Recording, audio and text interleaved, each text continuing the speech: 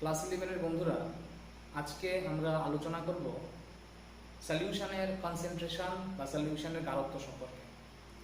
এই কনসেন্ট্রেশনগুলি খুব গুরুত্বপূর্ণ, কারণ ফিজিক্যাল কেমিস্ট্রি যখন আমরা পড়ব তখন প্রতি ক্ষেত্রে আমাদের এই সলিউশনের কনসেন্ট্রেশন খুব দরকার লাগবে। এই কারণে এই জিনিসগুলি আমরা ভালো করে বুঝে নেওয়ার চেষ্টা করছি। দ্রবণের গাঢ়ত্ব বা concentration of solution equal to amount of solute by amount of solution, অর্থাৎ দ্রাবের পরিমাণ বাই দ্রবণের পরিমাণ। মানে এটা দিয়ে আমরা বুঝি দ্রবণের একক পরিমাণে দ্রাব কতটুকু রয়েছে সেটাই হচ্ছে দ্রবণের গাঢ়ত্ব। দ্রবণের একক পরিমাণে দ্রাবের কি পরিমাণ রয়েছে সেটাই দ্রবণের গাঢ়ত্ব,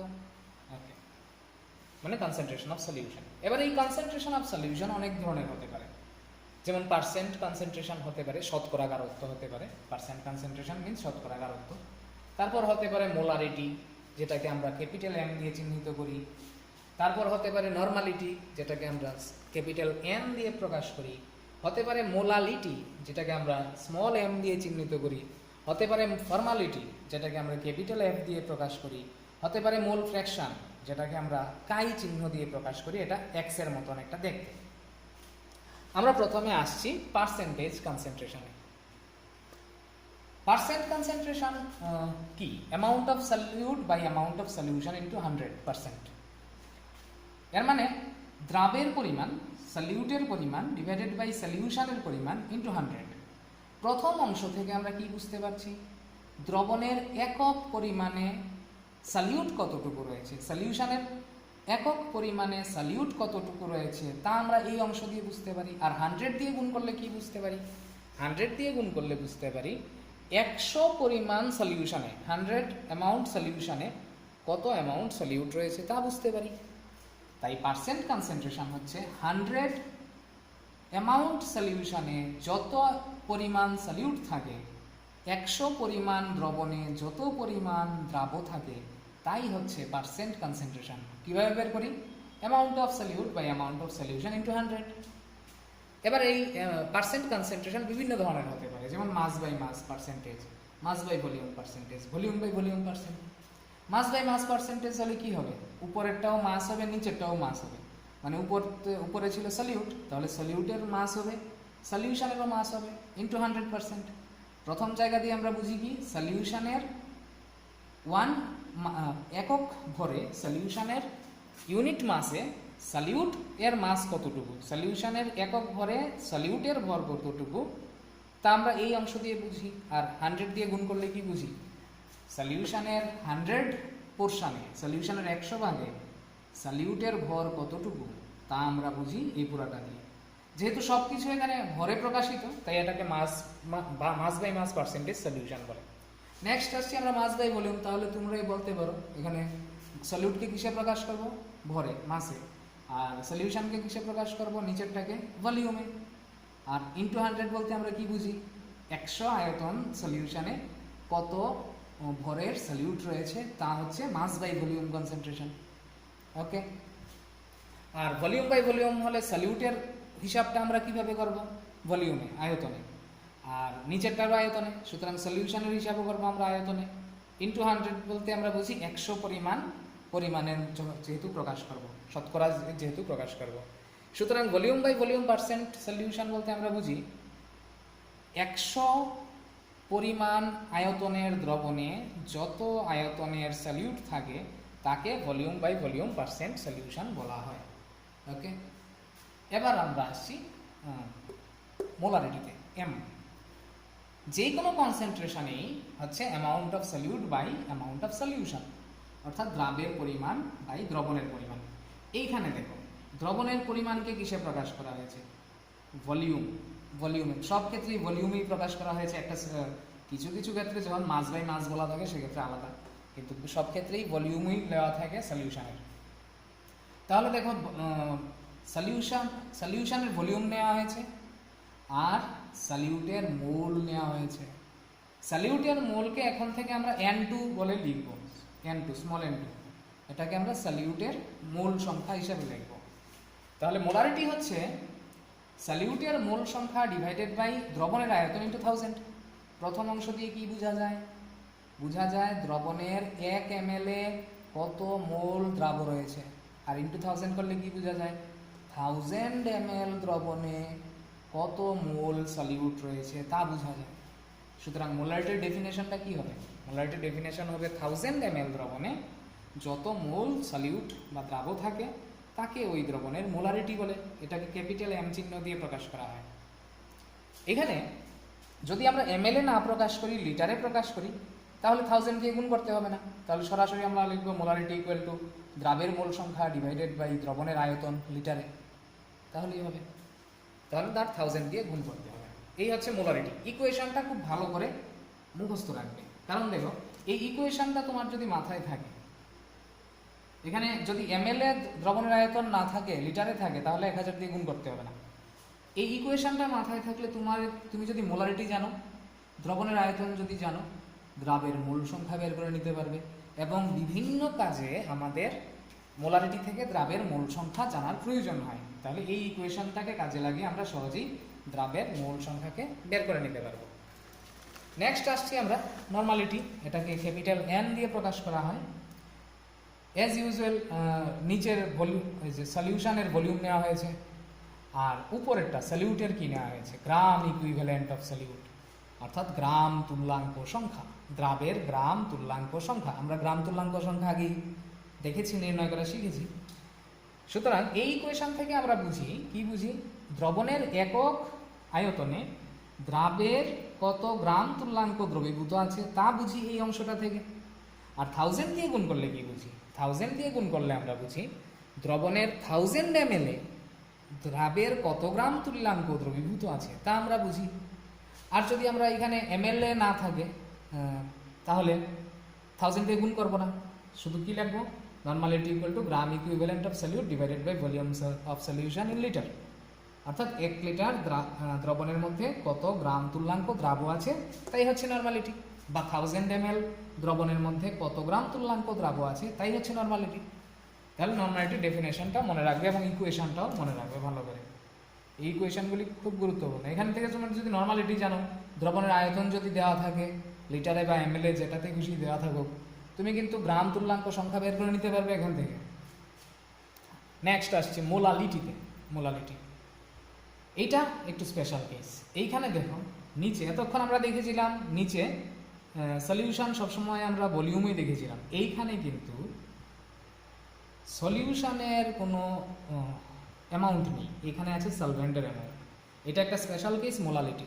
মোলালিটিটা হচ্ছে moles of solute divided by mass of solvent. অর্থাৎ আগে যেমন আমরা দ্রবণের মধ্যে দ্রাবের পরিমাণ হিসাব করেছিলাম, এবার আমরা দ্রাবকের মধ্যে, সলভেন্টের মধ্যে দ্রাবের পরিমাণ হিসাব করব। তাহলে মোলালিটি হচ্ছে দ্রাবকের 1000 গ্রামে কত মোল দ্রাব রয়েছে তাই হচ্ছে মোলালিটি। মোলালিটি স্মল এম দিয়ে প্রকাশ করা হয়। এই অংশটা থেকে আমরা কি বুঝি? এই অংশটা থেকে আমরা বুঝি দ্রাবকের 1 গ্রামে কত মোল দ্রাব রয়েছে তা বুঝি। আর 1000 দিয়ে গুণ করলে কি বুঝি? 1000 গ্রাম দ্রাবকে কত মোল দ্রাব আছে তা আমরা বুঝি। আর যদি আমরা গ্রামে প্রকাশ না করে কেজিতে প্রকাশ করি, তাহলে 1000 দিয়ে গুণ করতে হবে না, ডাইরেক্ট আমরা লিখে নেব molality equal to moles of solute divided by mass of solvent in KG. এই যে মোলালিটি, এটার একটা বিশেষ তাৎপর্য আছে। মোলারিটি যেহেতু দ্রবণের আয়তনের মধ্যে হিসাব করা হয়, তাই তাপমাত্রার পরিবর্তনে দ্রবণের আয়তন পাল্টাতে পারে। যেহেতু তাপমাত্রার পরিবর্তনে দ্রবণের আয়তন পাল্টায়, ভিন্ন ভিন্ন তাপমাত্রায় একই দ্রবণের মোলারিটি আলাদা আলাদা হতে পারে, কিন্তু তাপমাত্রা পরিবর্তনে দ্রাবকের ভর পাল্টায় না। তাই তাপমাত্রা পাল্টালেও আলাদা আলাদা তাপমাত্রাতেও একটা নির্দিষ্ট দ্রবণের মোলালিটি কিন্তু একই থাকবে। তাই মোলালিটি তাপমাত্রার উপর নির্ভর করে না, কিন্তু মোলারিটি তাপমাত্রার উপর নির্ভর করে। এই কারণে এইটা হচ্ছে মোলারিটি আর মোলালিটির মধ্যে পার্থক্য। এছাড়া আরেক ধরনের গাঢ়ত্ব রয়েছে ফর্মালিটি, এটা আমরা পরে আরেকদিন দেখব। এখন দেখলে একটু হেফাজার্ড হয়ে যাবে, একটু কেওয়াস সৃষ্টি হবে, এই জন্য আমরা দেখছি না। আরেক ধরনের গাঢ়ত্ব হচ্ছে মোল ফ্র্যাকশন বা মোল ভগ্নাংশ। এটাকে কাই চিহ্ন দিয়ে প্রকাশ করা হয়। এটা এইরকম এক্স এর মতো দেখতে। সব ধরনের গাঢ়ত্বই হচ্ছে amount of solute by amount of solution, অর্থাৎ দ্রাবের পরিমাণ বাই দ্রবণের পরিমাণ। মোল ফ্র্যাকশন হচ্ছে দ্রাবের পরিমাণের জায়গায় আমরা দ্রাবের মূল সংখ্যা লিখব, আর দ্রবণের পরিমাণের জায়গায় দ্রবণের মূল সংখ্যা লিখব, তাহলে আমরা মোল ফ্র্যাকশন বা মূল ভগ্নাংশ পেয়ে যাব।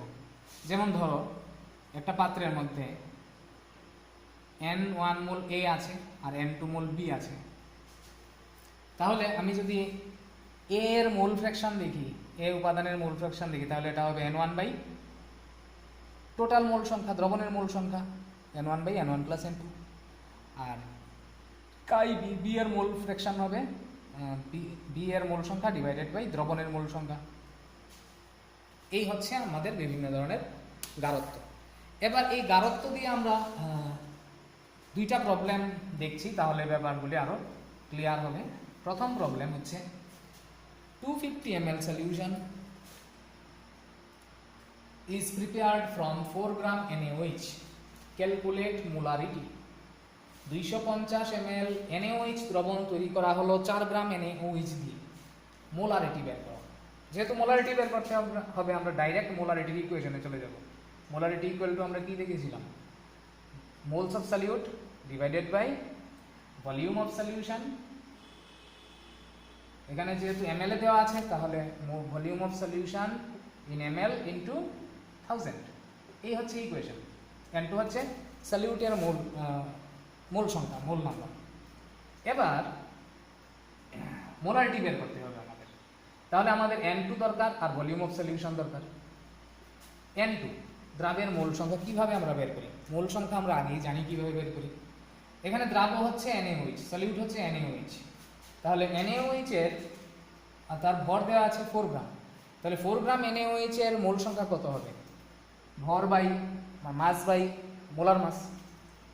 NaOH এর মাস দেওয়া আছে 4 আর NaOH এর মোলার মাস হচ্ছে 40, তাহলে n2 মোল সংখ্যা হবে 4/40। আর ভলিউম অফ সলিউশন দেওয়া আছে কত? 250 ml ইনটু 1000। এবার এটা ক্যালকুলেশন করে যত আসবে এটাই হবে মোলারিটি। ওকে, আরেকটা প্রবলেম দেওয়া আছে। এখানে দেওয়া আছে density of 3 molar NaCl solution is 1.25 gram per ml। What is the molality? তাহলে আমাদেরকে বলা হয়েছে যে 3 মোলার NaCl দ্রবণ আছে, 3 মোলার NaCl দ্রবণের ঘনত্ব দেওয়া হয়েছে 1.25 গ্রাম পার মিলিলিটার। দ্রবণের মোলালিটি জানতে চাওয়া হয়েছে। যেহেতু মোলালিটি জানতে চাওয়া হয়েছে, আমরা ডাইরেক্ট মোলালিটির ইকুয়েশন লিখে ফেলবো। মোলালিটি ইকুয়াল টু কি পেয়েছিলাম আমরা? m ইকুয়াল টু দ্রাবের মোল সংখ্যা,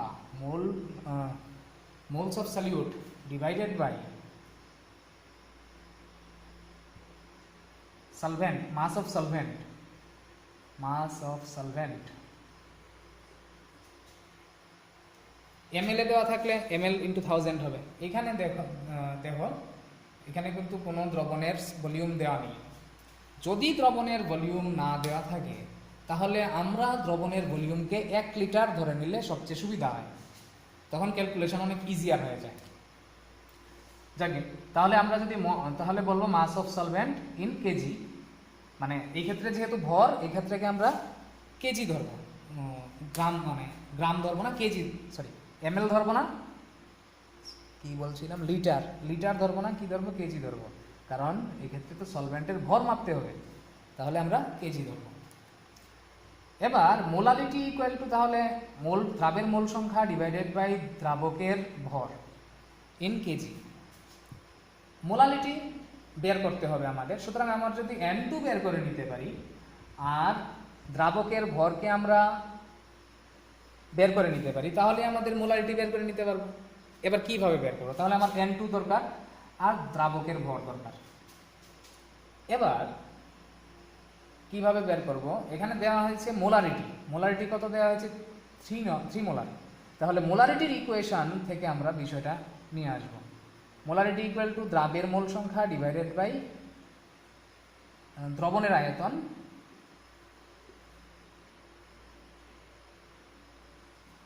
যেহেতু এই ক্ষেত্রে আয়তন কিছু দেওয়া নেই, তাই আমরা এটাকে লিটারে প্রকাশ করলে সবচেয়ে সুবিধা। দ্রবণের আয়তন যখন দেওয়া থাকবে না, তুমি ধরে নেবে 1 লিটার আয়তন, তাই আর 1000 দিয়ে গুণ করার কোনো দরকার নেই। মোলারিটি কত দেওয়া আছে? 3 মোলার। N2 বের করতে হবে, আর দ্রবণের আয়তন তো আমরা 1 লিটার ধরলাম, তাহলে N2 কত হলো? 3। তাহলে দ্রাবের মোল সংখ্যা আমরা ধরে নিলাম 3। কোন সময়? যখন দ্রাবের মোল সংখ্যা 3, যখন দ্রবণের আয়তন 1 লিটার। দ্রবণের আয়তন 1 লিটার যখন, তখন দ্রাবের মোল সংখ্যা 3। এবার আমরা N2 পেয়ে গেছি, আর বের করতে হবে কি? মাস অফ সলভেন্ট, অর্থাৎ দ্রাবকের ভর। এবার দ্রাবকের ভর কিভাবে বের করব? দ্রাবকের ভর বের করতে হলে দ্রবণের ভর থেকে দ্রাবের ভর বিয়োগ করতে হবে। দ্রবণের ভর মাইনাস দ্রাবের ভর, ঠিক আছে? ওকে। এবার তাহলে দ্রবণের ভর কত হবে? দ্রবণের আয়তন তো 1 লিটার আমরা ধরে নিয়েছি, দ্রবণের ঘনত্ব দেওয়া আছে। দ্রবণের ঘনত্ব কত? 1.25 গ্রাম পার ml। তাহলে আমরা ঘনত্ব আর আয়তন আমরা ধরে নিয়েছি, আর ঘনত্ব দেওয়া আছে 1.25 গ্রাম পার ml। তাহলে এই দুইটা ইউজ করে আমরা ভর বের করে নিতে পারবো। আমরা জানি ঘনত্ব ইকুয়াল টু ভর বাই আয়তন। এই সমীকরণটা সবসময় মাথায় রাখবে। সুতরাং দ্রবণের ভর ইকুয়াল টু হবে কি? দ্রবণের ঘনত্ব ইন্টু আয়তন। দ্রবণের ঘনত্ব 1.25 গ্রাম পার ml দেওয়া আছে, ঠিক আছে? তাহলে আয়তনকে আর লিটারে আমরা দেখতে পারবো না, কত হবে? 1000 ml। তাহলে দ্রবণের ভর কত হলো? 1250 গ্রাম, 1250 গ্রাম হচ্ছে দ্রবণের ভর। তাহলে দ্রবণের ভর আমরা বের করেছি, এবার দ্রাবের ভর বের করতে হবে। তাহলে দ্রাবকের ভর ইকুয়াল টু 1250 মাইনাস দ্রাবের ভর। এবার দ্রাবক এর মোল সংখ্যা তো আমরা জেনেছি, কত মোল সংখ্যা? 3। আর দ্রাবের 3 মোলের ভর কত হবে? মোল থেকে আমরা ভর কিভাবে বের করি এটাও আমরা জানি। তাহলে 3 মোল NaCl এর ভর হবে 3 ইন্টু NaCl এর আণবিক ভর। NaCl এর আণবিক ভর হচ্ছে 23 প্লাস 35.5। তাহলে এইখান থেকে আমরা দ্রাবকের ভর 1250 থেকে এটা মাইনাস করলে দ্রাবকের ভর পেয়ে যাব। এবার আমরা এই ইকুয়েশনে N2 জায়গায় 3 বসাবো, আর দ্রাবকের ভরের জায়গায় এখান থেকে বিয়োগ করে যা পেলাম সেটা বসাবো। আর এইটা যেহেতু কিসে প্রকাশিত হলো? গ্রামে। সুতরাং এই ক্ষেত্রে আমরা 1000 দিয়ে গুণ করতে হবে মোলারিটি পেতে হলে। এটা গ্রামে প্রকাশিত হয়েছে, আর গ্রামে যখন আমরা প্রকাশ করি 1000 দিয়ে গুণ করতে হয়। এই জায়গাটা করে কমেন্ট বক্সে লিখে উত্তরটা আমাকে পাঠাবে। সবাই ভালো থাকবে। জয় হিন্দ।